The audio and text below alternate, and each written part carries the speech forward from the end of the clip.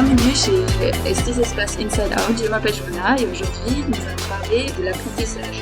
Et pour cela, j'ai Antoine Blondel avec moi. Est-ce que tu peux te présenter? Tu fais quoi et pourquoi tu peux parler de l'apprentissage? Alors Antoine Blondel, donc je suis enseignant-chercheur et directeur des écoles Espace Estis. J'ai consacré un travail important sur l'entrée dans le supérieur et la motivation dans les études. Voilà. Merci, donc on commence directement. C'est quoi pour toi l'apprentissage? Tu peux le définir un peu?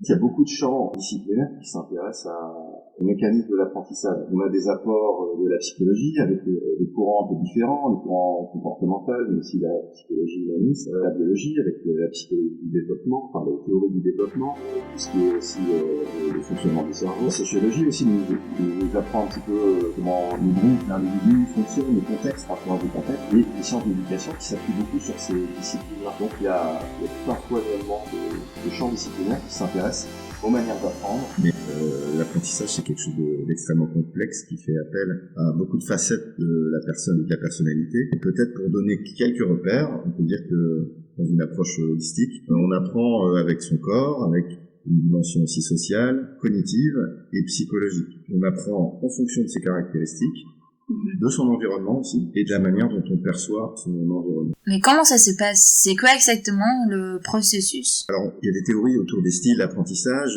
de personnalité aussi. On va dire que apprendre, c'est pas seulement traiter l'information, c'est effectivement traiter l'information, mais c'est aussi en fonction d'un environnement, en fonction aussi de facteurs qui sont internes, comme la motivation, ou des représentations mentales, etc. Donc, les façons d'apprendre, c'est aussi de mieux travailler sa métacognition. La métacognition, c'est la connaissance sur ses connaissances, c'est-à-dire de réfléchir aussi sur sa manière d'apprendre. Ok, d'accord, mais comment est-ce qu'on peut faire? Il faut se poser les questions de ce qui fonctionne pour soi-même et prendre conscience qu'il y a d'autres façons de faire. Qu'à mon avis, chaque étudiant a fait l'expérience pour lui, en tout cas, il a le truc pour apprendre. Ça peut être écrire, ça peut être réciter à haute voix, ça peut être visualiser ou dessiner. Et puis, il est sans doute plus à l'aise dans une relation, peut-être en face à face ou dans le travail en groupe, en fait. Et donc, il faut essayer de trouver une façon d'apprendre qui fonctionne, en tout cas pour retenir, et qui fait sens aussi. Ça aussi, c'est aussi une des bases de l'apprentissage, c'est dans la caractéristique psychologique, c'est la question du sens. Pourquoi j'apprends? En quoi ça va me servir? En quoi ça va être utile? En quoi ça va être intéressant pour moi? Donc utile, sans doute pour les examens, comme le futur métier, mais intéressant aussi parce que ça me permet de découvrir des tas de choses. Donc, peut-être cette dimension psychologique, c'est se poser la question notamment de la motivation intrinsèque. C'est donc ce qui nous pousse à apprendre par intérêt ou par plaisir. Trouver cette dimension-là plutôt que la motivation extrinsèque qui est la peur de la punition ou qui est pour un motif extérieur, c'est-à-dire gagner de l'argent, etc. Oui. C'est jamais un bon système pour apprendre. Donc cette première dimension psychologique, elle est importante pour apprendre. Ensuite, au niveau cognitif, c'est de travailler sur ces méthodes, c'est-à-dire, par exemple, varier, écrire, discuter avec des collègues du cours, par exemple, ou écrire le cours, le reformuler, le travailler de différentes façons, le réciter à haute voix. Ok. Et maintenant, avec les cours en distanciel, comment on peut s'adapter, comment on peut améliorer sa passion d'apprendre? Pour moi, ça commence par une bonne hygiène de vie, c'est-à-dire aussi de préparer son corps à apprendre, ou en tout cas se mettre dans une disposition à apprendre. Donc ça veut dire se lever le matin, se préparer, s'alimenter correctement, essayer de faire du sport, s'entretenir. Il y a des applis comme ça qui sont très bien, donc essayer de stimuler les cinq sens de manière différente. Moi je dirais aussi que faut éviter aussi la surcharge mentale. C'est vrai que d'avoir des messages en permanence toute la journée, c'est très difficile. Donc peut-être s'organiser en créant des temps pour stimuler différentes facettes de sa personnalité. Par exemple, se préparer une playlist le matin pour la musique, c'est-à-dire un truc agréable, préparer un repas sympa, un moment de sport, en tout cas, séparer des vrais temps de plaisir avec des vrais temps d'apprentissage. Et pas les mélanger. Et pas tout mélanger, voilà. Quand on apprend, on essaie de se mettre, puis on prend des temps calmes. Ok, merci. Est-ce que t'as peut-être aussi 3 astuces pour nos étudiants? Par exemple, ne pas se comparer, parce qu'en fait, comme le sentiment d'auto-efficacité, la perception qu'on a de sa propre compétence, c'est hyper important dans l'apprentissage. Si on se compare aux autres, on a tendance à se comparer selon différents critères qui sont différents et penser que l'autre est meilleur ou qu'on est moins bien, etc. Et donc ça marche pas. Donc, faut pas regarder les autres, il faut se centrer sur soi quand on apprend. Donc ça, c'est un des... Mais comment est-ce qu'on peut faire? Parce que Après, on peut pas vraiment éviter de se comparer avec ses camarades de classe. Il faut essayer de trouver la source d'apprentissage pour soi. C'est-à-dire, ce qui est important dans un cours, c'est que j'ai appris comment ça marche. Si on se focalise sur la note, ou le résultat, ou la comparaison avec les autres, c'est un autre travail.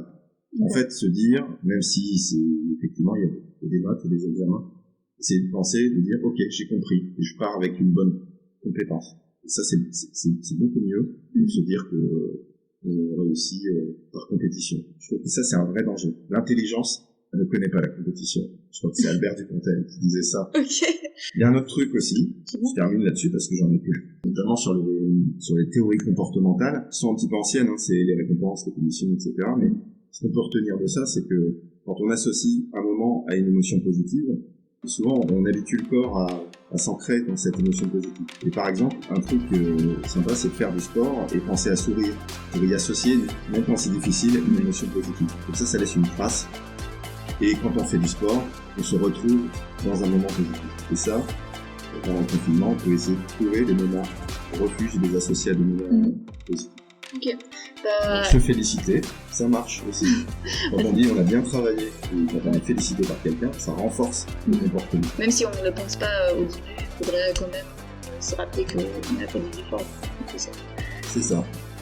Est-ce que, pour conclure, tu as peut-être aussi des sources pour aller plus loin sur le sujet? Et sur la motivation en contexte scolaire, Roland Bio qui a écrit un bouquin vraiment super, qui reprend beaucoup de théories des apprentissages, qui donne des raisons, en fait, 10 façons de se mettre dans des conditions motivantes pour apprendre. Ça s'appelle comment? La motivation en contexte scolaire. Okay. Je pense qu'il y a d'autres formulations que récentes qui ont été appliquées. Alors l'apprentissage, pour résumer, on peut dire que si tu veux améliorer ta façon d'apprendre, il faut observer tes méthodes. Et observer, c'est ce qui marche le mieux pour toi. Maintenant, pendant ce temps de Covid, il est surtout important que tu te cales des horaires pendant ta journée pour vraiment travailler et ne pas te laisser déranger par d'autres choses. Et ensuite, il est important de ne pas se comparer avec d'autres. Mais avant tout, il faut connaître son pourquoi.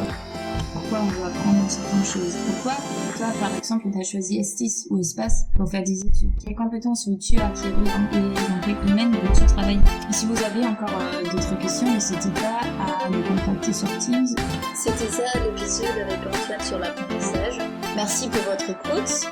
Merci à toi, Antoine, et on se retrouve très prochainement pour un nouvel épisode. Merci.